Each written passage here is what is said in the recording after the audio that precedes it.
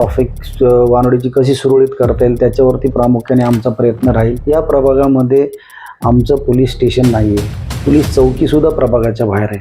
तर आमचं ते सुद्धा त्याचा प्रयत्न राहील की प्रभागामध्ये पोलीस स्टेशन, पोलीस चौकी उभारण्याचा आमचा प्रामुख्याने त्या ठिकाणी प्रयत्न राहील. राज्य आणि केंद्रामध्ये भाजपची सत्ता आहे, तुम्ही काँग्रेसकडून उमेदवारी करत आहात, इथल्या लोकांनी तुम्हालाच का निवडून द्यावं असं तुम्हाला वाटतं? या ठिकाणी लाईट असेल, ड्रेनेज असेल, वॉटर लाईन्स असतील, हे वानोडीच्या जनतेने बघितलेलं आहे की पहिलेचे जुनेचे दिवस आणि आत्ताच्या दिवसांमध्ये हे सर्व माझ्या कुटुंबाने या भागातला ज्यांनी त्यांनी संधी दिली आणि त्याचा कायापालट करण्यामध्ये आमच्या कुटुंबाचं एक प्रामुख्याने तिथं खारीचा वाटा आहे. त्याच्याकडे लोक अपेक्षेने जातात की या माणसाकडे गेलं तर माझं काम होईल, या अनुषंगाने लोक आपल्याकडे बघतात. नमस्कार, मी निखिल सुक्रे, वी मराठीमध्ये तुमचं स्वागत आहे. सध्या बघायला गेलं तर महाराष्ट्रामध्ये महापालिकांची धामधूम पाहायला मिळते. अर्थात पुणे सुद्धा मागं नाहीये, पुण्यात सुद्धा ही धामधूम आहे आणि काही मोजके उमेदवार आहेत जे याच्यामध्ये वेगळे पडताना पाहायला मिळतात, वेगळ्या पद्धतीने काम करताना पाहायला मिळतात. त्यापैकीच एक उमेदवार असलेले केदारी सर आपल्या बरोबर आहेत.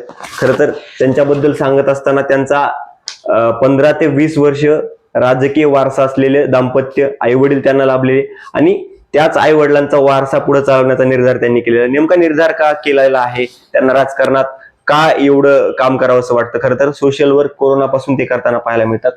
नेमकं राजकारणात का काम करावं असं वाटतंय? बघा, आम्ही तसं बघितलं तर शेतकरी कुटुंबातून आम्ही येतो आणि पहिल्यापासूनच आमच्या कुटुंबाला समाजसेवेची आवड होती. आमचे आजी आजोबा असतील, आमचे आई वडील असतील, त्यांनी नेहमीच समाजासाठी त्यांच्या मदतीसाठी धावून गेलेले आहेत. आणि 1992 साली पहिल्यांदा आमच्या वडिलांनी महानगरपालिकेच्या त्या ठिकाणी वानोडीच्या जनतेच्या आशीर्वादाने त्यांनी महानगरपालिकेमध्ये काम करण्याची संधी दिली. इकडून जवळपास 2 किलोमीटरपर्यंत आम्हाला चिखलात जावं लागायचं लिटरली. आणि ती जी जाण होती, ती जी परिस्थितीची जाण ठेवून त्यांनी या भागाचा विकास केला.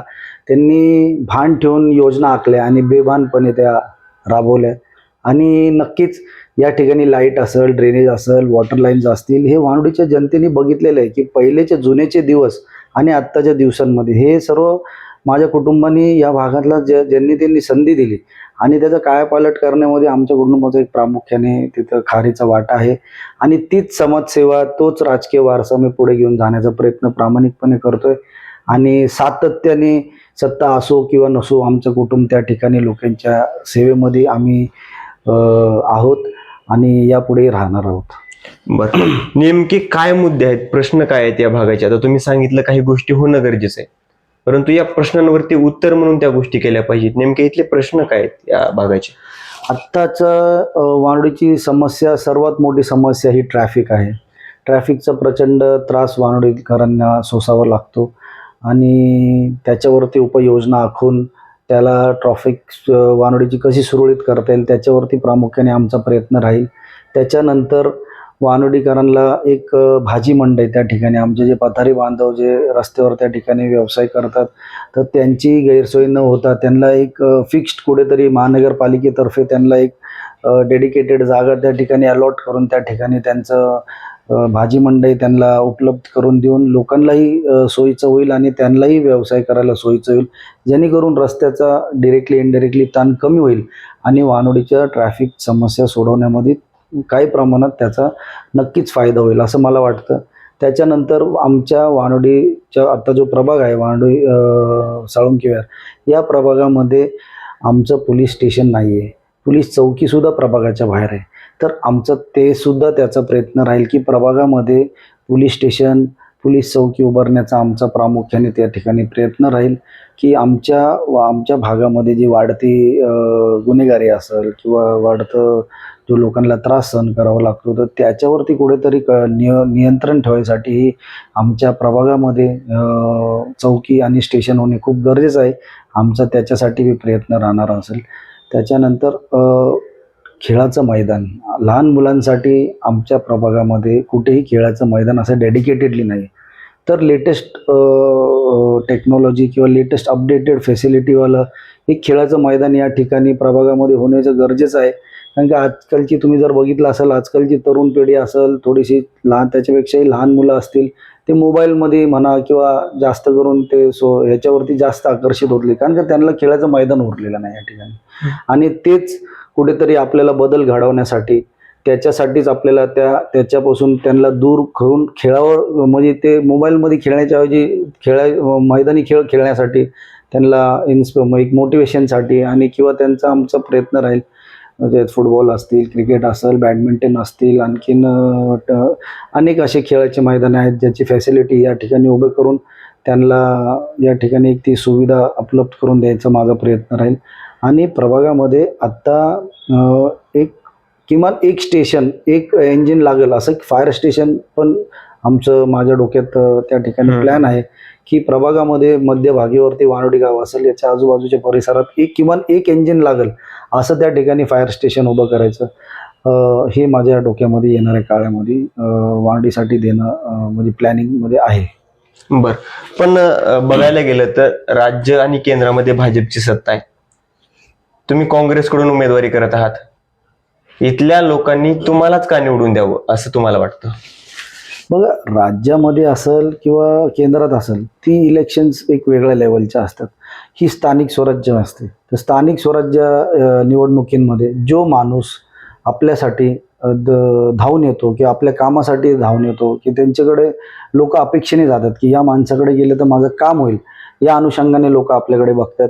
आणि वानवडीच्या आमच्या प्रभागातल्या जनतेला माहिती आहे की त्यांचं काम मी सातत्याने, ठीक आहे, सत्ता होती त्यावेळेस एक वेगळं म्हणजे खूप मोठ्या प्रमाणात काम होत होतं. आता सत्ता नसल्यामुळे बट ऑब्वियस थोडंसं त्याचं प्रमाण, त्याला मर्यादा असतात. तर त्याच्यामुळे जे काही कामं होती, म्हणजे छोटे मोठे असतील किंवा मी सातत्याने लोकांची लाईट, ड्रेनेज असतील, जे काही किरकोळ समस्या असतील ते सोडवण्याचा प्रामाणिकपणे प्रयत्न केलेला आहे. नक्कीच मला महानगरपालिकेत संधी दिल्यानंतर आता तुम्हाला सांगितल्याप्रमाणे या ठिकाणी जे प्रोजेक्ट्स आणता येईल किंवा जे काही गोष्टी करता येईल ते नक्कीच माझा त्याच्यावरती प्रयत्न राहील. आणि मी माझ्याकडे जे माझा वारसा आहे, त्यांनी हा वानवडीकरांना दिलेला विश्वास आणि जे कामाची पावती आहे, हीच लोकांची माझा आशीर्वाद रूपे ते मला मतारूपे आशीर्वाद देतील असं मला खात्री आहे. आणि नक्कीच मी त्यांच्या विश्वासाला कुठे तडा नाही जाऊन देणार याची मी काळजी घेईल. बरं, लोकांमध्ये कुठले प्रश्न घेऊन जात आहे, कुठले मुद्दे घेऊन जात आहे, त्यांचा कसा प्रतिसाद आहे, ते कशा पद्धतीने रिॲक्ट होत आहे ह्या सगळ्यावरती? कारण मागच्या 3-4 वर्षांमध्ये निवडणुका होणं अपेक्षित होतं वेळेवर, पण त्या झाल्या नाही. आता लोक कशा पद्धतीने रिॲक्ट होत आहेत, आपण कुठले मुद्दे घेऊन जातोय, त्याच्यावरती त्यांच्या काय प्रतिक्रिया आहेत? बघा, मागील 4 वर्षापासून राज्यात निवडणुका नाही झाल्या. त्याच्या अगोदर लोकांनी 2-2 करून नगरसेवक या ठिकाणी निवडून दिले. आत्ताच तुम्ही विचारलं सत्ताधारी पक्ष, पण लोकांनी विचार केलेला आहे की ठीक आहे, आम्ही केंद्रापासून म्हणजे गल्लीपासून दिल्लीपर्यंत सर्व एकाच पक्षाच्या उमेदवारांना निवडून दिलं होतं, पण त्याच्या मोबदल्यामध्ये त्यांना काय भेटलेलं आहे? आज 15 वर्षापासून या ठिकाणी एका विशिष्ट पक्षाची सत्ता केंद्रात आहे, एका राज्यात आहे. आणि ते या ठिकाणी 2 नगरसेवक त्या पक्षाचे मी दिले होते. तर as a voter, as a वानवडीचा नागरिक म्हणून त्यांना काय भेटलेलं आहे, त्यांना काय सुखसुविधा आहे, तर ते रिपोर्ट कार्ड समोर आहे. आणि मला वाटतं जनता हुशार आहे आणि त्यांना समजतं आहे की याच्या अगोदरची वानवडीची परिस्थिती आणि ह्या अलीकडच्या काळातली वानवडीची परिस्थितीचं काय हे आहे. तर ते नक्कीच त्यांचा विश्वास माझ्यावर आहे, आमच्या प्रभागातल्या आमच्या पॅनलवरती आहे.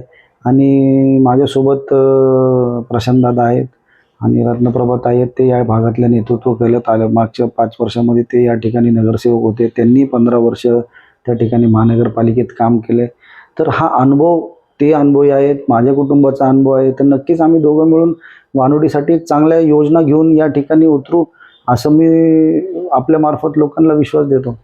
बर, आता विरोधामध्ये जर बघायला गेलं तर शिवसेना शिंदे गटाचा पॅनल आहे, अजितदादा यांचे काही उमेदवार आहेत. एकत्रित महायुतीमध्ये एकत्र असताना सरकारमध्ये आता मात्र अजितदादांचा गट असेल किंवा मग भाजप असेल, वेगळे लढताना पाहायला मिळतात आणि आपण विरोधातले जे हे आहेत ते एकत्र लढताना पाहायला मिळते. काय आव्हान असेल? बघा, शेवटी स्थानिक, मी जसं म्हणलं, स्थानिक स्वराज्य संस्थांमध्ये कार्यकर्ते प्रत्येक पक्षाचं त्यांची एक टीम असते, कार्यकर्त्यांचा संच असतो आणि प्रत्येक पक्षाने मला वाटतं त्या ठिकाणी त्या पक्षाला त्यांच्या उमेदवारीवरतून आघाडी असतील किंवा युतीचं जे काय असेल त्यांचं काय नियोजन होतात तो त्यांच्या पक्षाचा मतांचं डिव्हिजन कसं होईल?